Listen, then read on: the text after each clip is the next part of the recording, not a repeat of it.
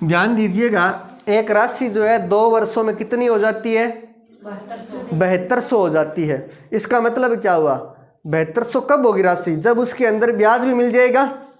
तो हमें दिया गया है 2 वर्षों का मिश्र धन, यानी कि मूलधन प्लस ब्याज दिया गया है, और मूलधन प्लस ब्याज मिलके बनता है मिश्र धन, यानी कि कोई राशि हो जाएगी, इसका मतलब है वो मिश्र धन बता रहा है हमें।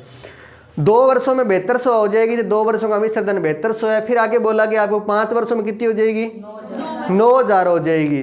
9000 है जी, तो 5 वर्षों का मिश्र धन 9000 है।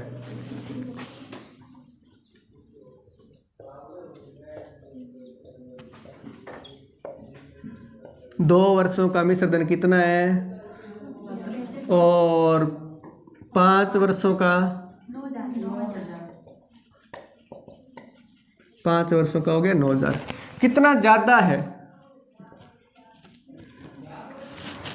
1800। अब एक बात ध्यान दीजिएगा, हमारे पास जो मिश्र धन है 2 वर्षों का मिश्र धन और 5 वर्षों का मिश्र धन है। इसका मतलब क्या हुआ? क्या 2 से 5 वर्ष बाद मूलधन चेंज होगा क्या? मूलधन तो समान ही होता है।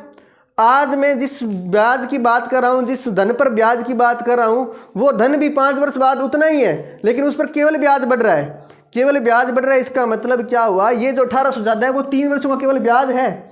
ये 2 वर्षों का मिश्र धन था, यहाँ पर 5 वर्षों का मिश्र धन है, यानी कि ये जो वर्षों का अंतर है, ये जो 3 वर्षों का अंतर है, ये जो 3 वर्षों का अंतर है, वो इधर 3 वर्षों का अंतर 1800 रुपये ब्याज के बराबर है।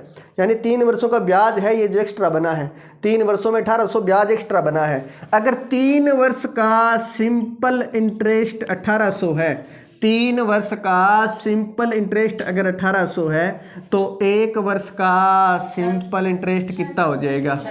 1 वर्ष का ब्याज हो गया 600 रुपये। 3 का भाग दे तो 600 आ जाएगा।